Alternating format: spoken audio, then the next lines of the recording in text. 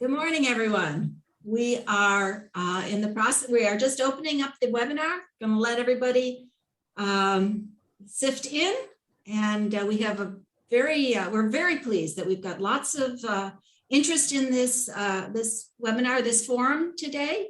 Over 100 people, over 150 people have registered. So welcome all of you. And we're just moving along in terms of getting you in here. So we're up to 70 and climbing. Welcome on this snowy day. Okay, I think we've done it. So welcome. I'm Rita Riker, President of the Board of Focus Greater Syracuse, and happy to have you with us today. The purpose of Focus Forums are to educate the public on what is going on with important community issues. We invite individuals in the community who are working on key community issues to share their roles and views on a subject, as well as what they expect may occur in the future. Focus Forums are platforms for discussion, and we are excited to share that with you today. Our topic today is housing, looking to the future. We have three very knowledgeable individuals who will speak on the topic and the programs that they are involved in related to this topic. They'll be formally introduced in just a moment. As usual, we're scheduled for 1 hour and we're recording the session. Today's format includes presentations from our guests, followed by Q&A. And we received a number of questions for today's forum, and we will ask as many as time permits. You may also add questions in the chat. Also, a note that I do have live transcription on, so if you're interested in that, you should be able to see it on your screen. If you want to disconnect then just there's a live transcription button below on your screen that you can just turn that off. Now, I'm very pleased to turn this over to our moderator, Michelle Jones-Galvin, to introduce our panelists. Michelle is a Focus board member and officer. She is semi-retired, having enjoyed a wealth of experience in the human services field, specializing in program design, implementation, and evaluation. She has received many awards and has multiple community affiliations, including Community-Wide Dialogue on Race, CNY Association of Talent Development, Syracuse ONondaga NAACP, and Lambda Kappa Mu, to name just a few. An interesting tidbit that I just learned, Michelle is a lineage descendant of Harriet Tubman, so I thought particularly appropriate for our February forum. Michelle? Yes, thank you so much, Rita. Well, during last month's Forum on the Future, many of you indicated interest in learning more about the status of housing locally. Projects like ReZone Syracuse and Plan ONondaga were specifically mentioned. Today's forum is the first of a couple of forums that Focus is planning on doing this year. Because it is an important and complicated topic, we are breaking it down into various smaller topics. For today's forum, we will be highlighting some local programs that focus on housing. We have brought in individuals who are responsible for these programs so that they can share with us information on their plans. With that, I am delighted to introduce our speakers for this month's panel. First up is Stephanie Pasquale, Director of Neighborhood Advancement with the Allyn Family Foundation. In her current role, she works with government, nonprofit, community, and private partners on housing and neighborhood redevelopment strategies to support inclusive, thriving neighborhoods. Previously, Stephanie served as the Commissioner of the Department of Neighborhood and Business Development for the City of Syracuse. Before that, she worked in housing and community development finance posts at Home Headquarters, Worcester, Community Housing Resources, and the United Way of Central New York. Stephanie earned her Master of Public Administration and bachelor's degrees at the Maxwell School at Syracuse University, where she was an adjunct faculty member for more than 10 years. She currently serves on numerous nonprofit boards. Stephanie? Thank you so much, Michelle, and thank you so much to Focus for scheduling this conversation, and for everyone, all the participants, for making the time. I'll try to keep my part here brief so we can get to the Q&A. But I think we all agree, and why we're here is that safe and affordable housing is truly fundamental to the health and well-being of families and individuals. So just grateful to kick off this conversation today. I know many of you on this call are pretty familiar with Syracuse's particulars, but I do think it's worth grounding today's conversation in just a few numbers. I know I nerd out a little bit, but I think it's worth setting the stage a bit. According to the most recent census 5-year estimates, Syracuse is home to about 67,000 residential housing units, but they're only occupied by about 55,000 households. So that leaves about 12,000, if those numbers are correct, vacant housing units throughout our city. And there's lots of reasons for that. We all know pretty well the impact that decades of industry job loss and suburban migration have resulted in this oversupply of older housing units in our city's neighborhoods. So approximately 91% of our housing units in Syracuse were built prior to 1980 and 45% before 1940. So while our housing stock is diverse and beautiful architecturally, many of our homes do suffer from a lack of deferred maintenance, and they experience high energy costs and can possess a multitude of home health hazards such as mold and water damage, lead-based paint, asbestos, and other air quality issues. Not to mention that many are not physically accessible when they were originally designed. Additionally, there's concentrations of housing vacancy can keep property values down in a neighborhood, which can continue that sort of fundamental math problem that sometimes renovation of homes far exceeds the ending value. So even if that's fine with any given property owner, there's very few financial options available sometimes to bridge that equity gap. And that's something we need to dig in deeper to. As many of you know, the majority of the city's residential units are rental. So approximately 61% of our occupied housing units are renter occupied. And while the median home value for owner occupants is estimated around $94,000, 1 in 2 family rental properties in our community, which is the majority or 62% of the units, have values that are far lower, with the exception of a few neighborhoods like the university area. So it makes it really difficult for even benevolent property owners to access affordable financing to bring properties up or maintain them properly. We also have a bit of an income gap that can affect all of this. I think we can all agree that it costs something to operate a rental property well. There's taxes, insurance, there's mowing and shoveling, as well as establishing capital reserves for those bigger ticket items like roofs, mechanicals, foundation, porches, etc. So many of the families in our community cannot afford even some basic rent levels and utility costs. And that's something to think about, as we tend to sometimes think of housing in a silo, but it really is affected and intertwined with so many other socioeconomic challenges. So I think many of us have heard or experienced firsthand that rent is on the rise. There's very little sort of empirical data available on that, but it's enough anecdotal information out there that we know families are being cost burdened to even a greater degree as a result of some of the changes that are happening locally as a result of the pandemic. So sometimes it begs the question, and I think I saw in one of the questions, how can we help more families become homeowners? It's not easy for many families to access affordable mortgage financing these days. In many ways, we're still experiencing the impacts of the mortgage crisis of 2008 and 2009, albeit a little differently than other parts of the country. So as a result of how subprime mortgages and lending operated, there were several steps that were put in place by the federal government in service of preventing a repeat of that condition. However, it led to significant tightening of the mortgage underwriting, which has made it really hard for low-income families in particular, harder than it used to be, to secure mortgage financing and build family wealth and generational wealth through homeownership. So there's just a few other challenges I'll note before I get to some of the cool opportunities we have. Regulatory restrictions on government programs is a real problem. I know many of you have heard there's a lead program. Both the city and the county operate lead grants. Sometimes there's other grants for renovations available or for purchase rehab for rental property.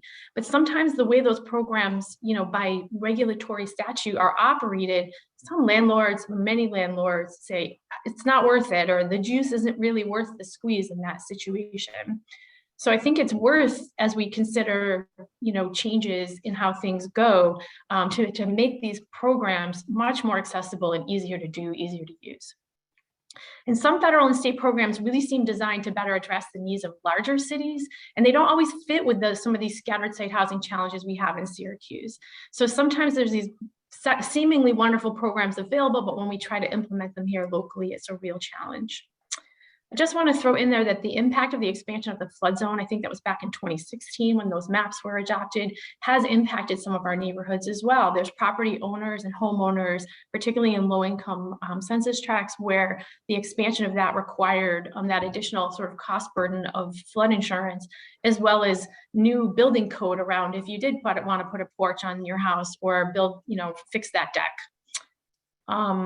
And lastly, I'll say as a challenge, it's not just money in will that's preventing necessary repairs from being completed. Many of us are probably, my hand is raised here, accessing, affordable contractors in affordable repairs is a real challenge. So that as you go down the line of what we know we need to do, who's going to do that work, and how do we get people and have an inclusive economy that makes sure folks in our neighborhoods can get those jobs and again, build for the future.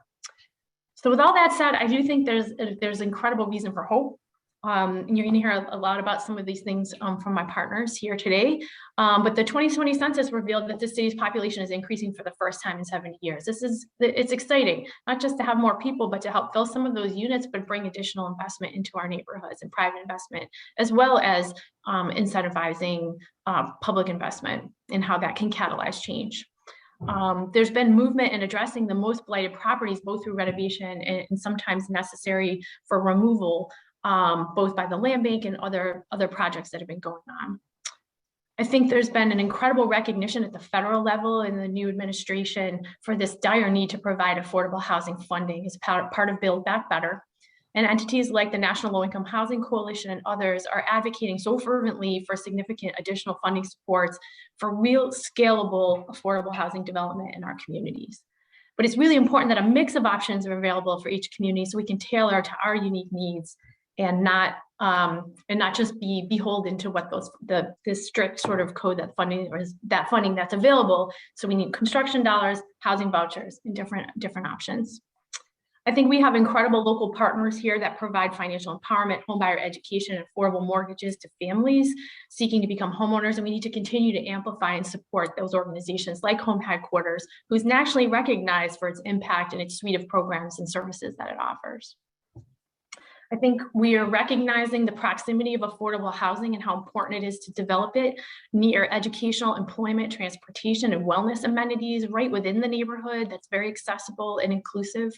And that neighborhood-wide redevelopments like the new 15th Ward project or Blueprint 15 that I am also involved with, where that first phase of development will not only replace the 293 sort of affordable public housing units, but add another 178 low-income housing tax credit units, as well as some market rate units on top of that to the neighborhood to, again, provide those high quality, healthy, safe, and affordable housing units with pedestrian and other access points to amenities that help families build wealth and that help families achieve economic mobility.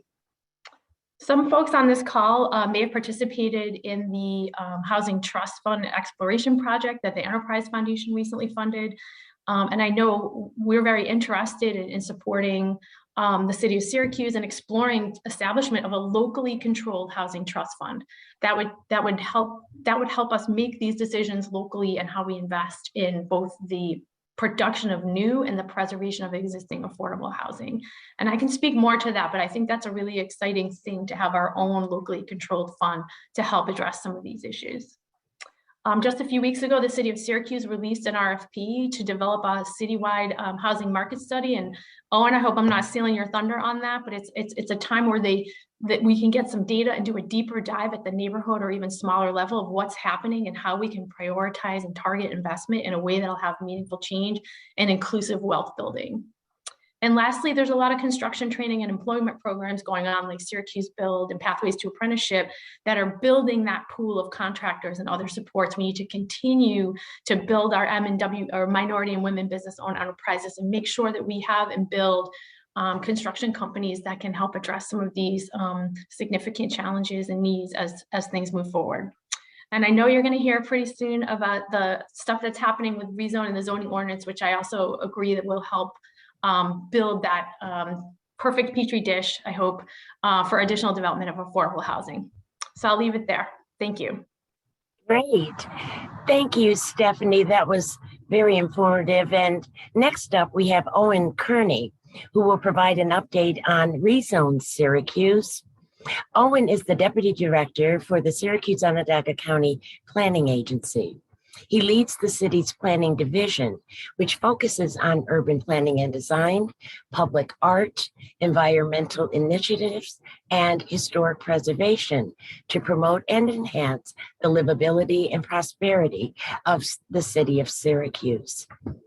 Owen manages planning and capital projects for the city of Syracuse, including the city's Comprehensive Plan 2040, the citywide zoning ordinance revision project, brownfield programs, and multiple state and federal grant projects.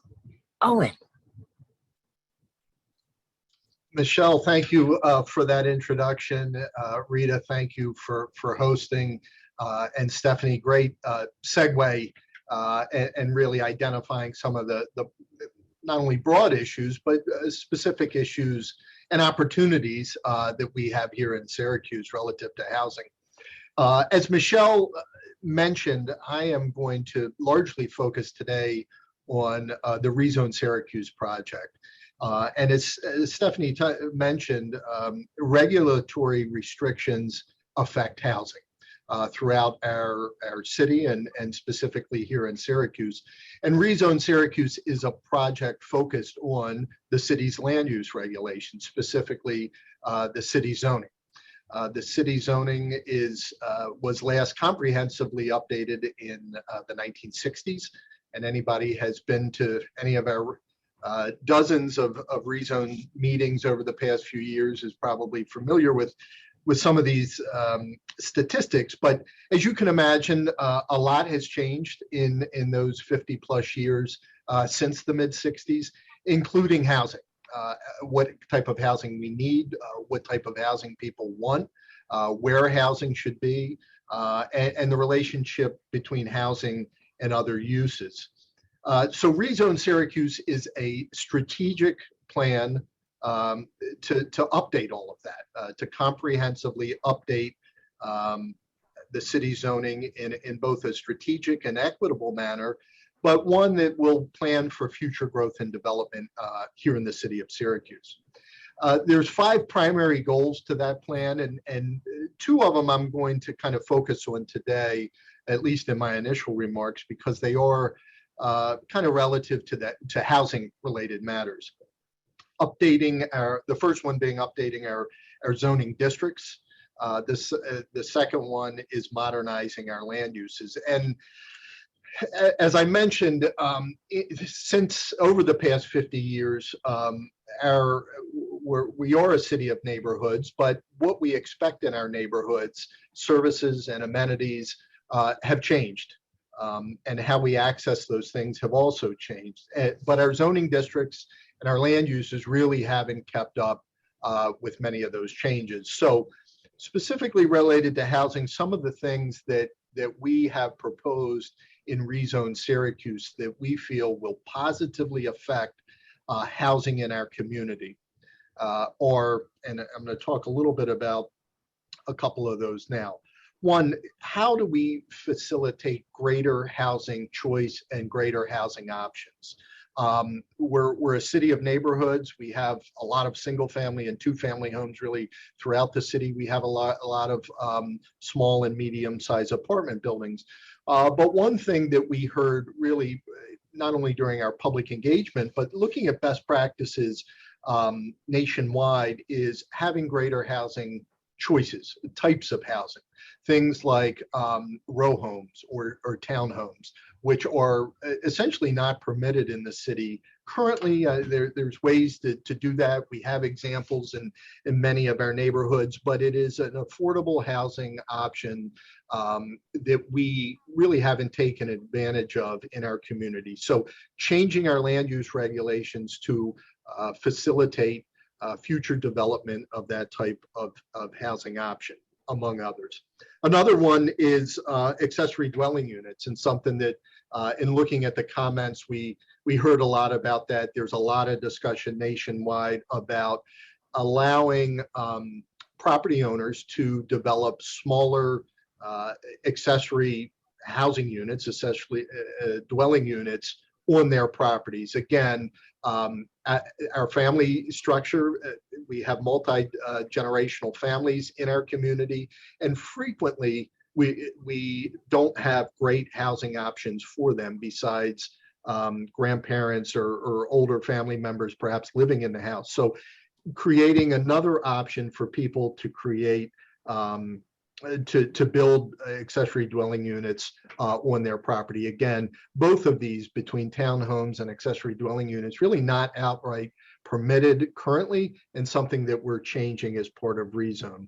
Another one, and one that's increasingly topical, is what you can do in your home, changing the land use regulations relative to what in Syracuse are called home occupations, essentially working from home, allowing people that do own or rent a home, occupy a home in Syracuse, giving them more options as to what they can do in that home besides just reside in it. So creating and facilitating more options there. And finally, I'll end, and perhaps the biggest and most what we feel will create the biggest impacts is affordable housing, and specifically affordable housing requirements that will now be included in the zoning ordinance, in our land use regulations. This is something that we're one of the few communities in upstate New York that will have these. And we can go into greater detail about this, but basically both small scale projects, that essentially encouraging smaller scale projects, residential projects, to have affordable units, allow them a greater density to create affordable units in those smaller projects, and larger projects, so essentially projects over 19 units, both redevelopment projects and new construction projects will be required to provide 10% below market rate, essentially affordable units, and what we're calling mixed income units, because the intention is to create them as part and within that larger redevelopment project. So that's something that will be new, that's targeted at that 60 to about 100% area median income. So folks that are essentially working in our community or have some income in our community, setting aside units, affordable units for them in these new or redevelopment projects. We think that the combination of these elements, which again, I'm moving through relatively quickly here, but looking at our land use regulations, updating them to not only facilitate greater housing choices, more housing options, allow people to do more within their homes, and also new development and redevelopment that will have to set aside affordable units. We feel that the combination of those elements will really produce and facilitate greater affordable housing options in the community, and I'm excited to talk to them talk more in detail about them as part of the Q&A. So I'll leave it at that, and again, appreciate the discussion. Thank you, Owen. Last but not least is Dan Kwasnowski, who will provide an update on Plan On. Dan is the director of the Syracuse Onondaga County Planning Agency. He earned his master's degree at SUNY ESF with a concentration in environmental policy and democratic processes. Dan has directed numerous planning projects for communities in the region.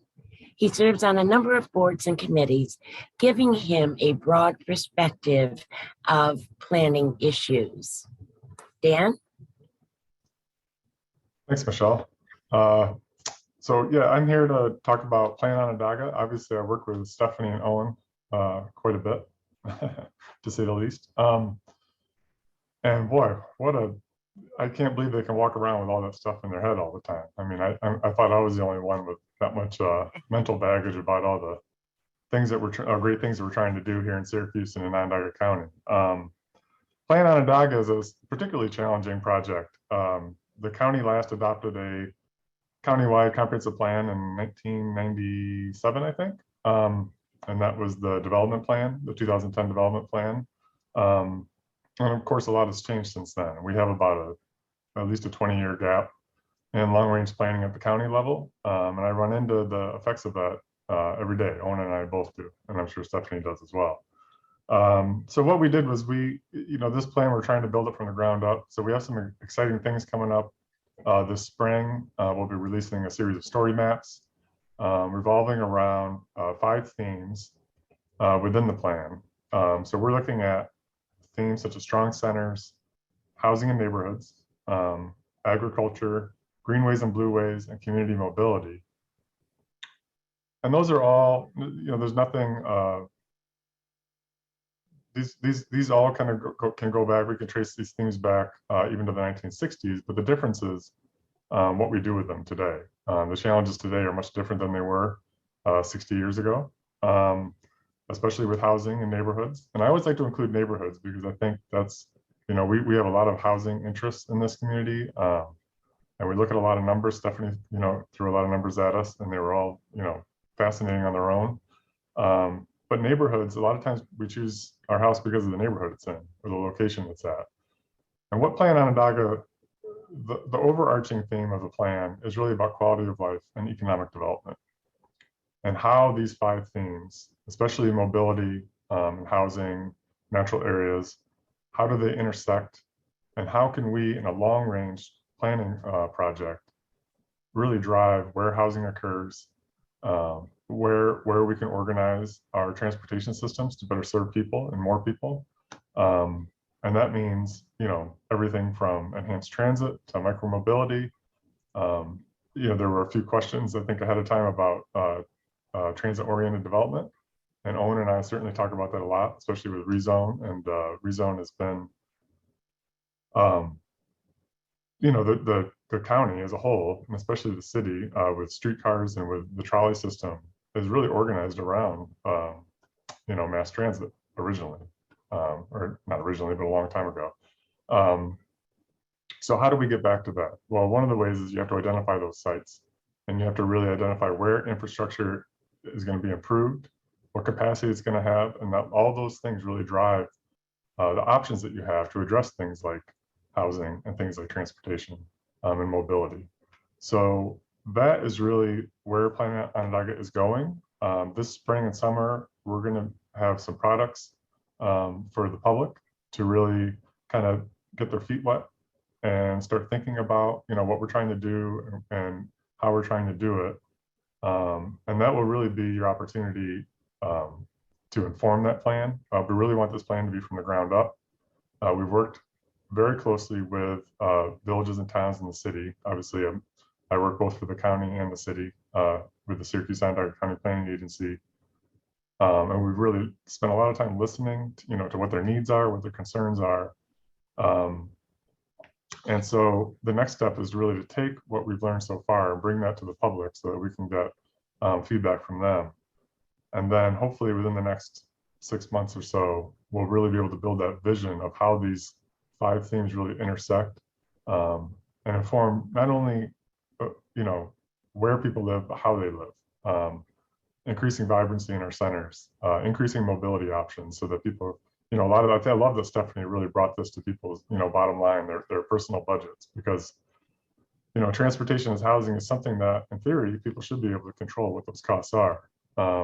But the fact is, I think that's part of the reason that we have this forum, is that it's really difficult to do that. It's really difficult to control your costs. And a lot of us are fortunate, that we do own a home and that we can, maybe get a second mortgage or pay that mortgage off, which is a really exciting thing to do that I did recently. And it really changes your bottom line. But when you change people's bottom line, when you save them money on transportation and housing, one of the things that we've learned is that really affects spending at the local level. So that not only saves them money, it increases the ability for businesses, to capture customers, and most of that money is going to be spent locally. When people save on their utilities, they're more likely to spend it locally. And it's the same with transportation and housing. The more money they spend on those things, the less they have to spend locally and support our local businesses. So it all ties together, and I'll tell you, it's I've done a lot of different planning projects, from river restoration to town planning to rezoning. Planning at the county level is very difficult. It's difficult to wrap your head around, and so we really need the public and our stakeholders to, especially this spring and summer, to really get involved and be informed. There's a website for the project Plan Onondaga. You can sign up. You can send us email there. You can sign up for. I believe we have a Twitter feed and Facebook and all that. So, housing in neighborhoods is definitely something that we're looking at here, but we're looking at it from a much kind of larger viewpoint and like kind of long range planning, because I think the city and a lot of our communities are moving in the right direction and want to move in the right direction. They just need the tools and the resources to do so, especially concerning infrastructure and things that you can only affect at the especially at the county and city level. You can really have a lot of influence over those things. So really we're looking at how can my agency and how can the county really assist everybody in doing what they're doing, what they want to do, in a way that's productive for everyone. Wonderful. Thank you, Dan. And now I'm going to turn the session over to Focus Board Member Brian Hoke, who will facilitate our Q&A. Brian? Hi, everybody. And I'll add my thanks to our panelists for joining us today. I've certainly enjoyed it, have a chance to pass along some questions that folks have submitted in advance. I am visiting my folks in Florida. I know it's kind of nasty to have the palm trees in the back when there's been lots of snow there. So I mean no disrespect to the challenges folks are facing today, but it is pretty darn nice down here. So we had thank you to our participants for submitting questions, so many great questions in advance. I'd like to start with some sort of definitional questions. People ask, how do you define affordable? And I'm sure that's a loaded question, but let's start with that. And folks touched on it in their opening remarks, but how is affordable defined? Who defines it? And anything you might say about that, please. Sure. I guess I could start, and Owen, I see you came off. You can chime in as well. So there's sort of two ways formally that affordable housing is typically defined: that an individual or family does not pay more than 30% of their income on housing costs. And from the government's perspective, if you will, a lot of the programs that it puts forward put caps on even that, so that if you, based on family size, the area median income, if it does not exceed, if you're at 80% of the area median income or lower, they designate that as low income, and then below 50%, very low income. So it looks at both,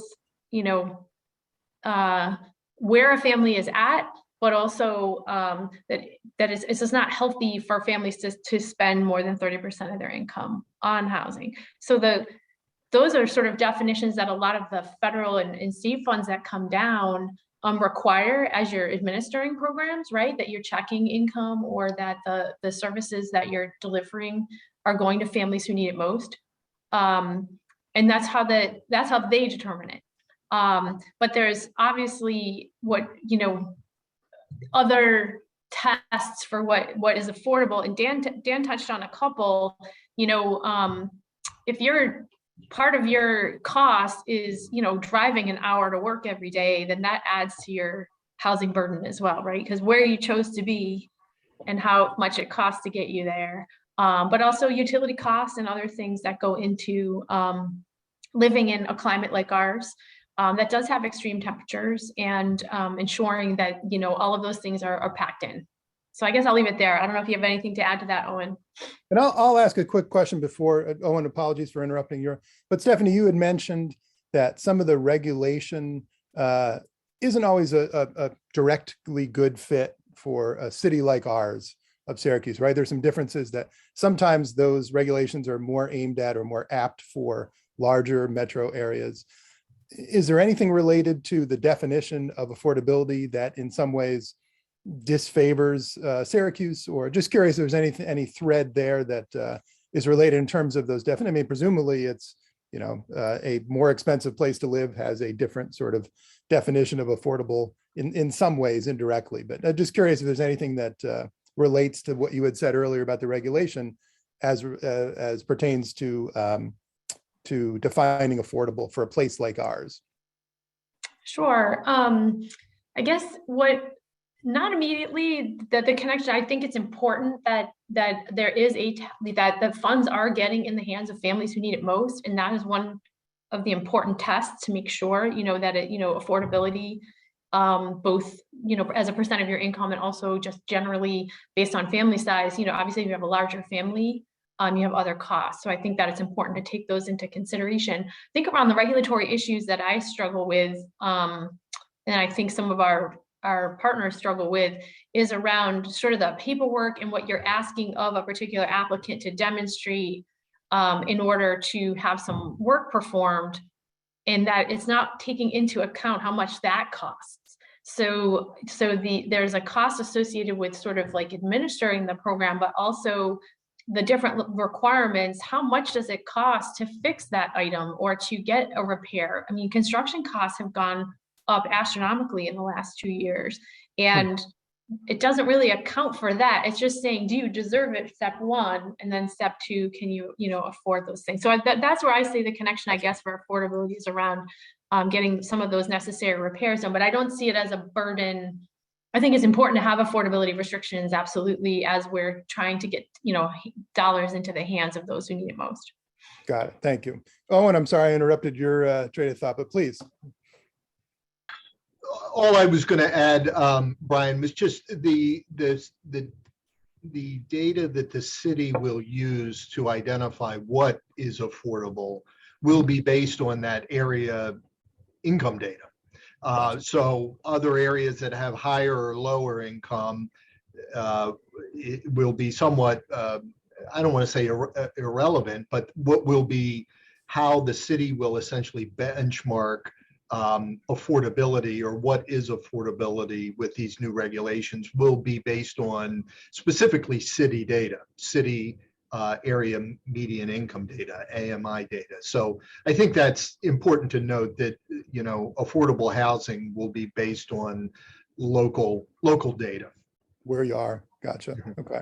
And Dan, did you want to come in on this? Yeah, just to kind of add what Owen was just saying, there's basically subsidized and unsubsidized. And I know that, Owen and I obviously work very closely on the ReZone, and what we're really focusing on in ReZone is the unsubsidized affordable housing. So it's that workforce housing, kind of just below annual AMI in the city. But the other thing, that I'll just add this is one of the things that we look at when we start looking at the countywide perspective, is that you can have an affordable unit in a village, but if that person, like Stephanie said, has to drive or has really high transportation costs to get to their job, then they're not getting the full benefit of even having that affordable unit, even though it helps. So we're trying to tie those two together and make sure that people that need an affordable unit and say it's out, in one of our villages, but they have a job in the city or vice versa, that they can get where they need to go and get their kids to daycare and get, all those, and the kids can get to school and all that stuff in the morning and in the afternoon without having a high cost. So, in other words, housing is extremely important. It's a big part of people's budget, but it's just, it's one part. And so we got to make sure that we're looking at all of it, if we really want to help people. And in isolation. Gotcha. Yeah. Next, because this question came up a few different times from different folks, and I think you've all addressed it, but I'll put it back in its most general form just because I think it is interesting. Who decides where affordable housing will be located? I'll just throw that out there and not put any more definition on that question. Well, the city's affordable housing regulations, or at least the elements that I spoke about as part of ReZone, will be citywide.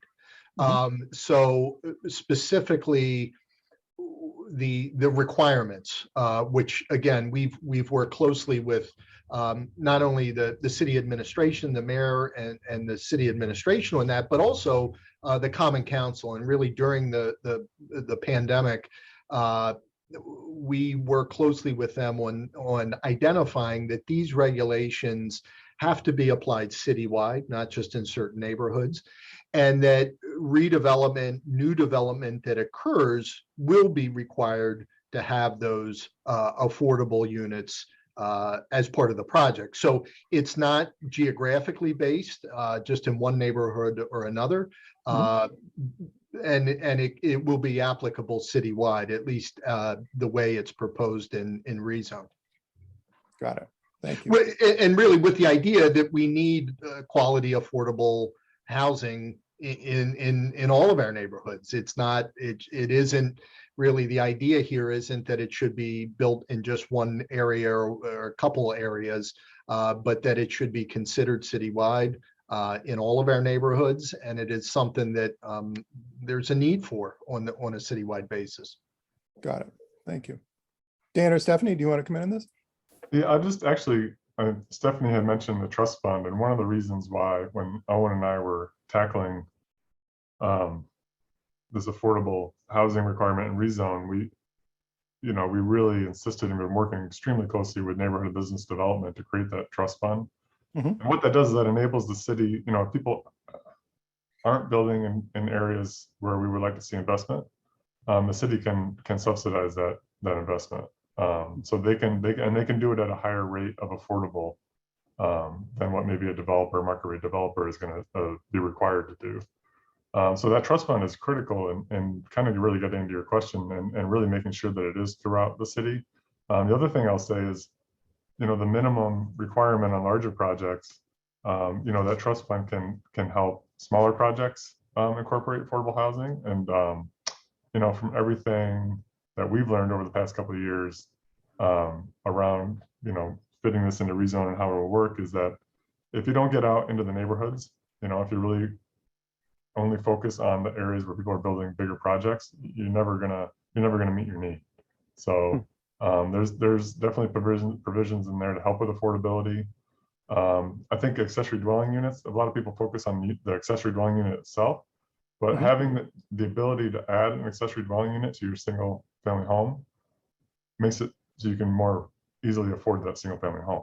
It changes your bottom line as a homeowner to have that extra income so that you can afford to replace your roof or the plumbing or, just keep up the house or even afford it to begin with. So I think that's an important part to note about accessory dwelling units. It's not just about the dwelling unit, the accessory part, it's about the whole home. It's about the ability to own a home.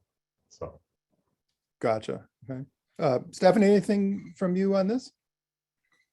I think I'll just add, I know Owen talked about with ReZone having just more opportunities for the where affordable housing can be developed, and Dan touched upon that as well.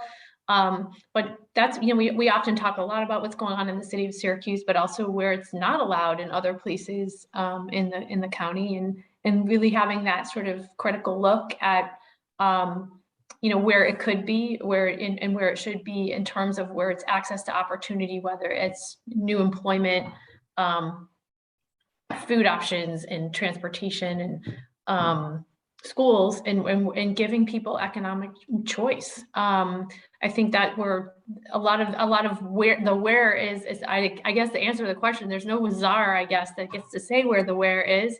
But there often can be limitations both on cost, site control, and is it allowed? And I think that's what the is it allowed is a lot what Owen's been talking about regarding ReZone, which is exciting that there just will be more opportunities. Gotcha. Thank you. We have another question that I'll bring up and I'll expand a little bit. Someone from, I presume from a local not-for-profit organization who's exploring residential rehab housing. How can they participate in or get help with or even just learn from the work that's being done by organizations like yours? And I guess I would flip that into a broader question. You all seem to work pretty collaboratively, what one would hope. But in addition to fellow travelers who might do some good work here, can you not only speak about that particular issue, but how it is that there are other governmental agencies, not-for-profit agencies with which you work or would like to work better?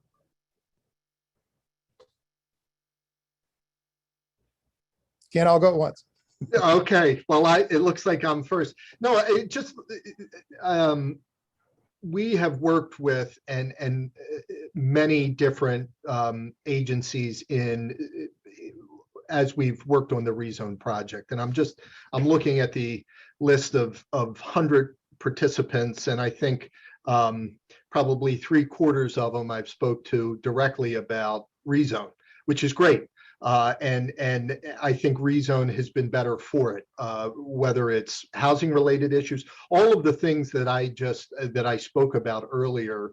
Well over half of them have been developed based on advocates from whether it's housing, mobility, economic development, equity issues have changed ReZone for the better. And that is something that I think it's important to note. While Dan and I and Stephanie and our colleagues at Neighborhood and Business Development have been, or kind of the core day-to-day project team, there's been a lot of input from people in our community, whether they're property owners, they're landlords, they're advocates that have informed ReZone and really made it better, quite simply put, because of their expertise or their advocacy.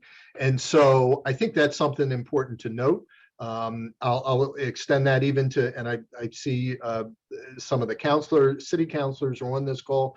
We've been working with them, our legislative partners, to again refine it as we get into reintroducing this ordinance, the ReZone ordinance, to them really in the coming weeks. We had and I'll just note, just for the sort of going a little bit off topic here, but we are restarting this process. We've been working closely with a couple counselors. We've had a committee meeting with them a few weeks ago, and we will reintroduce this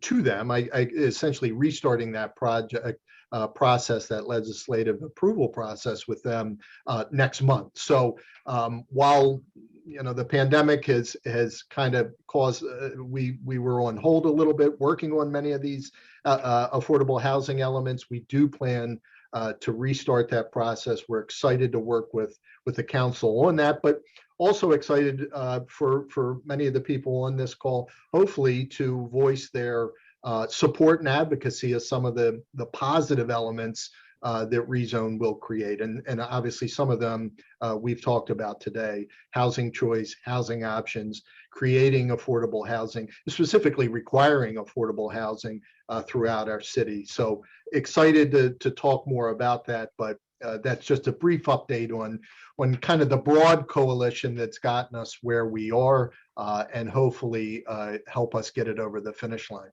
That's great. And I appreciate you bringing up somebody had asked in the chat about the timing of your work. And I apologize just parenthetically to folks putting questions in. Very much appreciated. We've got a lot of questions in advance. I'll try to sneak them in if I can.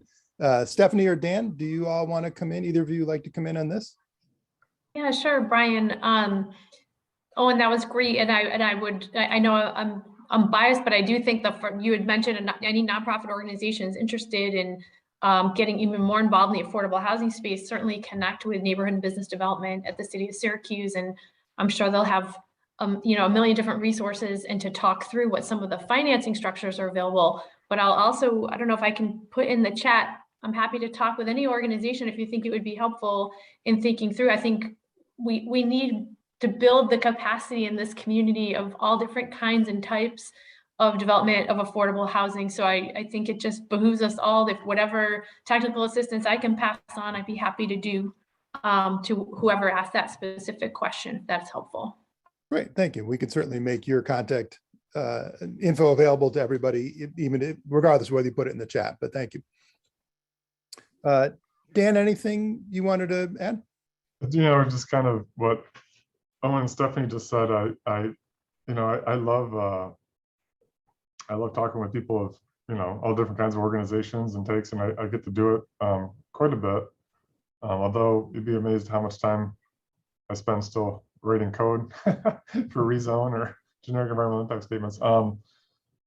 But yeah, I'm pretty easy to get a hold of as well. I'll just kind of echo that. I mean, email, phone call. I always call back. I always try to get back to people as soon as I can. But, you know, we love to hear from people. I mean, that's one of our challenges usually, is how do we engage with different groups and communities and neighborhoods, and to really figure out, you know, what's going on and just stay grounded. So the more that we can do that, the better. So I think we're always open to that. Great, thanks. We had, unsurprisingly, quite a few okay, just making sure I'm not on mute. We had quite a few questions about the impact of the I-81 changes. Certainly a major development in our community for years to come. Wondering if any of you would like to comment on what you see. Wondering if any of you would like to comment.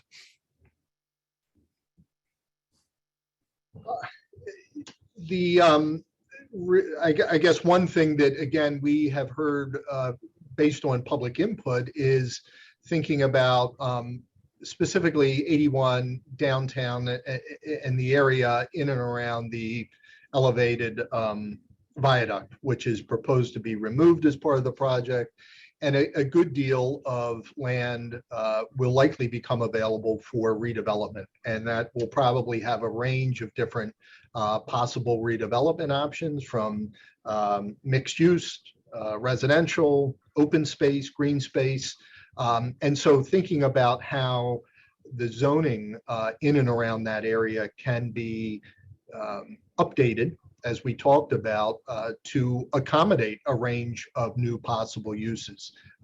And a lot of that will be driven by the public and by the property owners and the state Department of Transportation, the city, and others. But it's setting the table as it relates to the zoning regulations and the land use regulations. So that's something that we've anticipated as part of ReZone, and changed the zoning to accommodate that. So that's pretty broad, but that is, 81 is something that we are considering, and something that we've changed accordingly, updated the zoning accordingly to try to do so.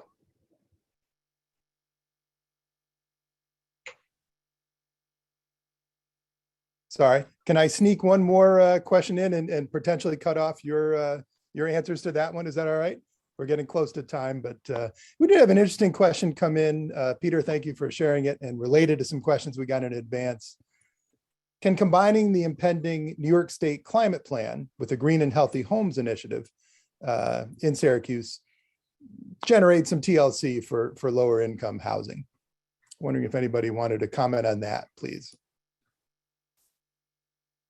One of the things that I saw that Peter also touched upon this in the comments was more broadly transit-oriented development, and that, broadly speaking, is thinking about how transit can play a critical role in urban development, does play a critical role, and it also affects affordability. And so that is something, many of the elements of that initiative, transit-oriented development, or things that we've included in ReZone. Housing types, a range of housing, allowing a range of housing types, close proximity to transit, reducing our parking requirements. Really, we're a neighborhood that is, many of our neighborhoods are directly adjacent to sort of a primary transit corridor, whether that's Butternut Street, North Salina, East Genesee Street, South Ave, South Salina, East and West Genesee Street. All of these corridors really bisect our neighborhoods. And so concentrating mixed use development along these corridors, allowing a range of services to be established within a walkable distance to neighborhoods. These are all things that we feel will not only positively affect affordability, but desirability and quality of life in neighborhoods. So that is something that the new zoning map does with the application of those mixed use districts, and something that I think will begin to address the issues that Peter mentioned in his comments.